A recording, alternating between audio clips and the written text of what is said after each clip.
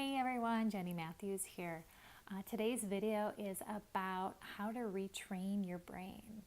Yes, you can retrain your brain to not get anxious. It's pretty cool.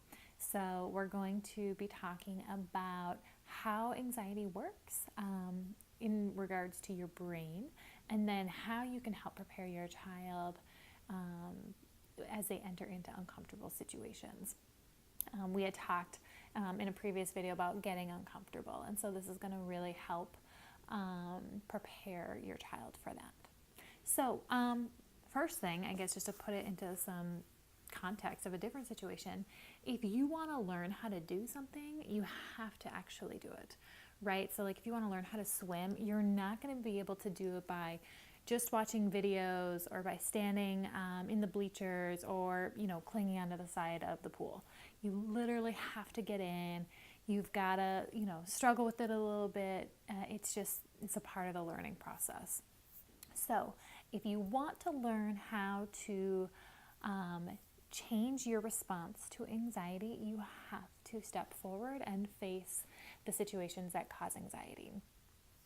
This is a really hard thing to do. And I'm just going to say up front that if you are not willing to do it, or if your child is not willing to do that, then it's not going to happen. I mean, it's kind of the only way. You have to be willing to do it. And so it actually requires not just action, but it also takes an attitude shift. So, you could white knuckle it and, go through a fearful situation.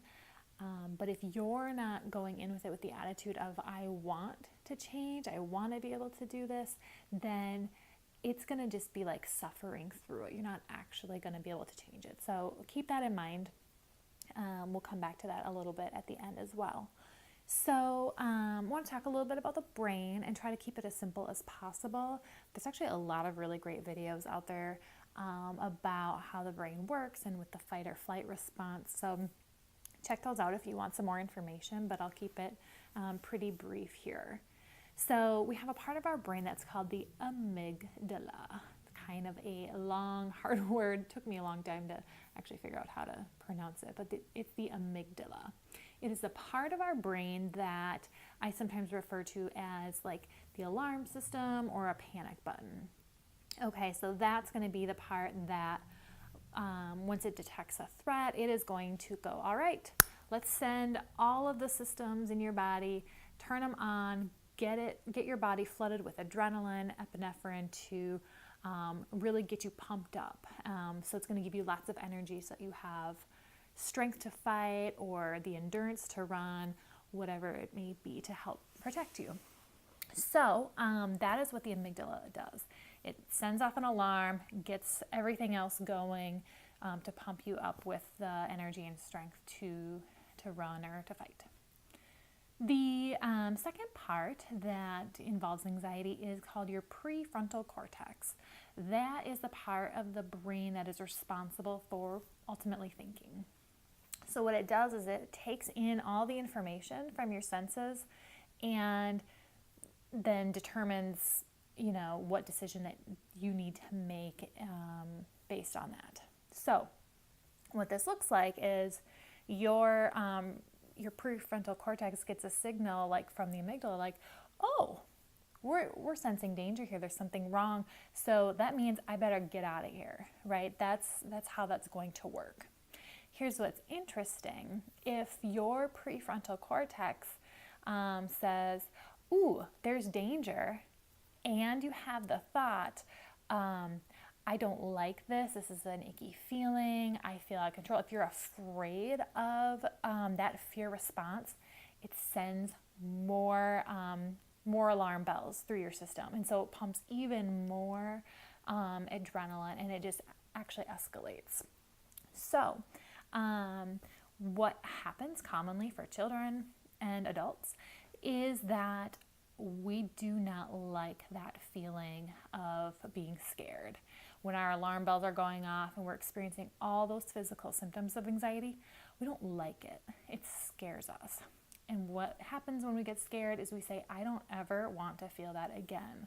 So because of that, we naturally then avoid and say, well, I guess I won't be doing that anymore. I won't be going to a sleepover anymore because that is where my body does not feel good.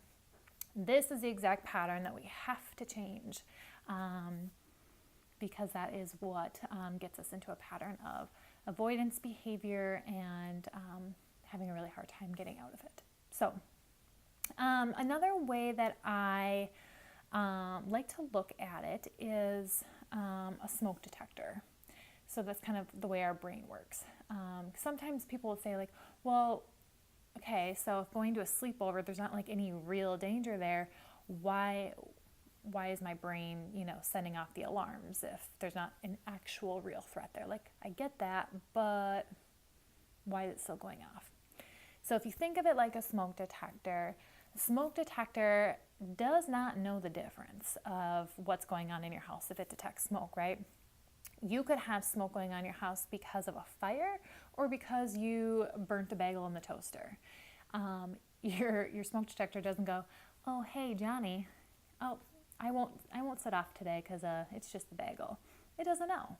So our amygdala is the same way. It just sends it off. It senses a threat, whether it's real or perceived, and just gets to work. That's its job. So,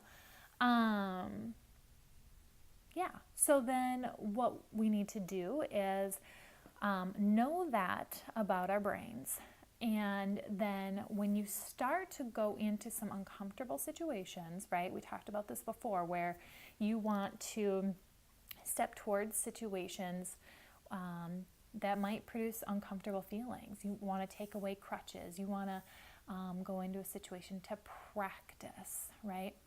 So again, I want to come back to the importance of your child has to be willing to do this. And that's why this understanding about, how you can retrain your brain and the importance is so important, because they are going to need that in order to move forward.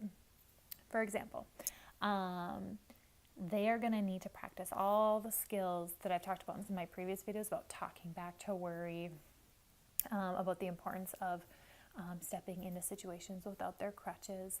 Those are things that they need to be able to go, okay, I want to do this and I want to be able to use my skills. I'll give a personal example here of how I've done this in my life. A lot of my clients know that one of the fears that I've had in my life is fear of flying.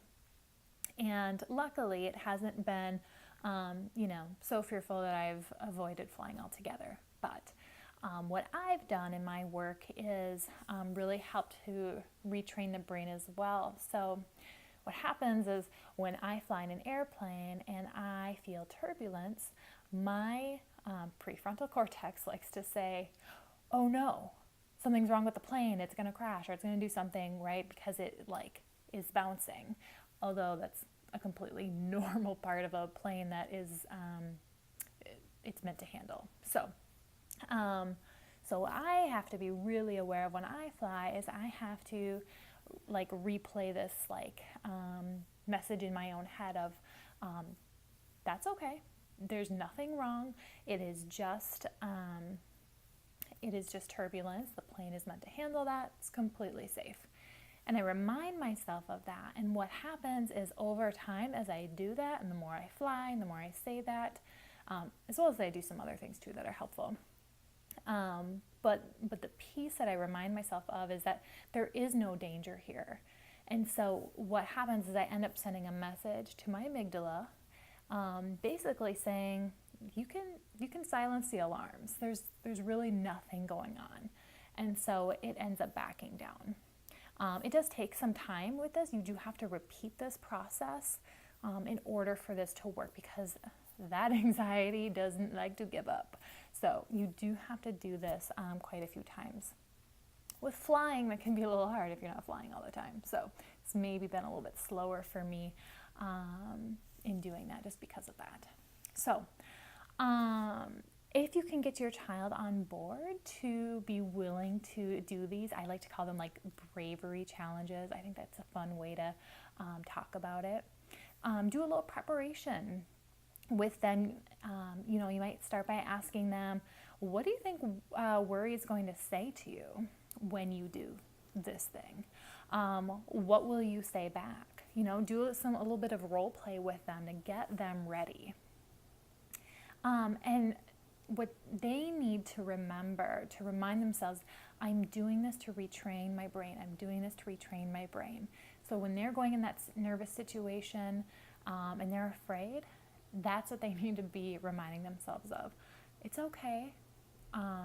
It's okay for me to feel nervous right now. I see the alarm bells are going off, but I'm retraining my brain right now. I know that there's nothing here that's dangerous. I know that I can get through this. I'm just retraining my brain and everything will be okay. And then rinse and repeat, rinse and repeat. So I want to reiterate that it is not okay to push your child to this. If you push your child to do this and they don't have the attitude and willingness to engage in the action, there's going to be a lot of resistance, and I actually think it's going to harm future efforts to get your child to do this. So really be aware of that. Your child needs to have some buy-in. And if they're not willing to, I know that that's hard as a parent to accept that, but you can still work on some other things until they're ready. So some things to take away that you can kind of be thinking about. I like to give parents a little bit of things to consider. Always the modeling piece, right? Is there something that you can talk about that can help model this process for your child as well? I talked about that myself, like with flying. So is there something that I should know, it should not be the same fear your child has. So if that is, then, maybe keep that aside. But if there's something that you can kind of talk out loud about with your child, that could be really good modeling, where you're saying, oh, my alarm system's going off, but I know it's just a false alarm. Really helping them understand what that looks like. Any other opportunities to help them learn more about the fight or flight response is a really good strategy as well. And I want you to just consider, what does it look like for you in terms of like self-talk when you're under a lot of stress? What kind of internal self-talk is going on? Are you having the attitude of, it's okay, this is just my alarm system? Or are you having the talk of, oh my gosh, this is terrible, this is horrible, I can't ever do this again? What you're experiencing is really important in this process of helping your child. So really pay attention to how you're handling stress as well. All right, that is it for today's video. If you have comments, questions, please post them. I thank you so much for watching and have a great day.